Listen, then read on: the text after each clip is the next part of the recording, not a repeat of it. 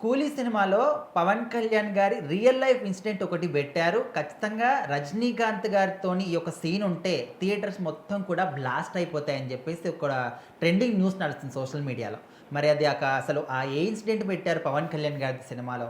So, ఖచ్చితంగా మనము 'కూలీ' సినిమా కోసం తెలుగు వాళ్ళు గానీ, తమిళ్ వాళ్ళు గానీ, అటు కన్నడ వాళ్ళు గానీ, అటు హిందీ వాళ్ళు గానీ అందరూ హ్మ్. కూడా చాలా హైప్ అవుతున్నారు. ఎందుకంటే ఇప్పుడు 'కూలీ' సినిమా అనేది చాలా ప్రెస్టీజియస్ ప్రాజెక్ట్ ఇండియాలో.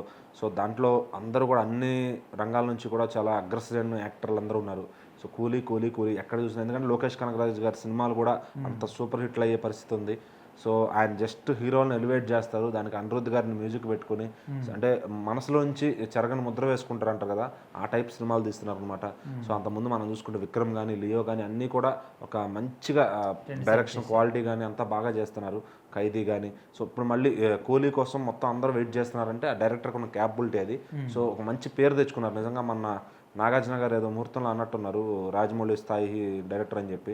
సో, హ్మ్. ఖచ్చితంగా అంతే లెవెల్ డైరెక్టర్ ఆయన. హ్మ్. సో, మంచి సినిమాలు తీస్తున్నారు. క్వాలిటీ సినిమాలు తీస్తున్నారు. సో, కథా కథనం పక్కన పెడితే మెయిన్ క్వాలిటీ అనేది ఇంపార్టెంట్. హ్మ్. ఎవరో హాలీవుడ్ వాళ్ళు చేస్తున్నారని మనం ఎప్పుడు మాట్లాడుకోవడం తప్ప ఇండియా నుంచి అతి తక్కువ మంది డైరెక్టర్లు ఉన్నారు క్వాలిటీ ఇచ్చేవాళ్ళలో. హ్మ్. సో, మరి ఇప్పుడు 'కూలీ' సినిమాలో మెయిన్ రజనీకాంత్ గారు.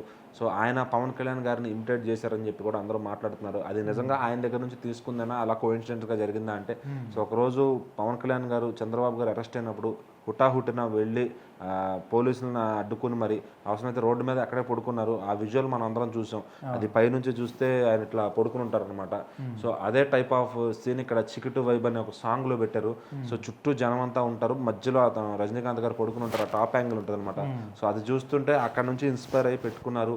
ఇంకా ఈ సినిమాలో ఎన్ని రకాలుగా ఇన్‌స్పైర్ అయ్యి పెట్టుకున్నారో అని చెప్పి కూడా మాట్లాడుకుంటున్నారు. సో, మరి రజనీకాంత్ గారు కూడా అటు చిరంజీవి గారైనా, పవన్ కళ్యాణ్ గారైనా చాలా అంటే అభిమానంగా ఉంటారు ఆ ఫ్యామిలీతో. సో, హ్మ్. ఖచ్చితంగా ఆయన అది చూసే ఇందులో పెట్టించుకున్నారని చెప్పి కూడా తెలుస్తుంది. సో, మరి ఇంకా ఇలాంటివి ఎన్ని సీన్స్ ఉన్నాయో అట్లా పవన్ హ్మ్. కళ్యాణ్ గారు రియల్ లైఫ్ ఇన్సిడెంట్స్ ఇంకెన్ని పెట్టారో. సో, మరి తెలుగు వాళ్ళని ఇంప్రెస్ చేస్తానికి ఇట్లా పెడుతున్నారని కూడా హ్మ్. మాట్లాడుకున్నారు. అంటే లోకేష్ గారి గురించి ఇంకొక విషయం గూడా మాట్లాడుకుంటున్నారు. బడ్జెట్ విషయంలో. అయితే నిర్మాత ఎంత బడ్జెట్ ఇస్తారో దానికి ఇంకా చాలామంది ఎక్కువ ఖర్చు చేసే వాళ్ళుంటారు. కానీ ఈయన ఇంత మంచి క్వాలిటీ ఇస్తూ, ఇంతమంది స్టార్ కాస్టింగ్ పెట్టుకొని గూడా ఇంకా 5,00,00,000 మిగిల్చారని గూడా ఏదో న్యూస్ సో, ఒస్తుంది. ఖచ్చితంగా మనం మాట్లాడుకుంటే ఇక్కడ రజనీకాంత్ గారు 100,00,00,000 పైనే రెమ్యునరేషన్ తీసుకుంటారు. ఆయన ఒక్కో సందర్భంలో 150 కూడా తీసుకున్నారని విన్నాము.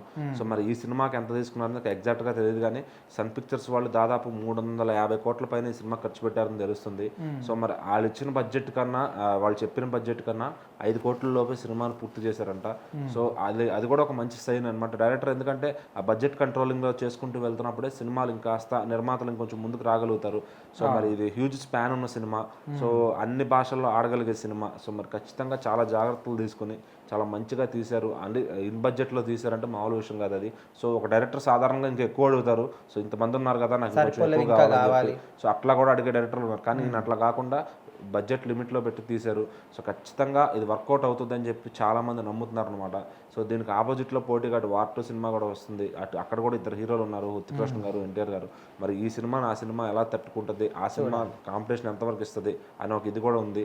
సో, మరి ఏదేమైనా గానీ పవన్ కళ్యాణ్ గారి ఫ్యాన్స్ మాత్రం ఆ షాట్ చూసి ఈ ఇద్దరే సూపర్ స్టార్ ఇండియాకని వాళ్ళైతే గుడ్డిగా ఫిక్స్ అయిపోయారనమాట.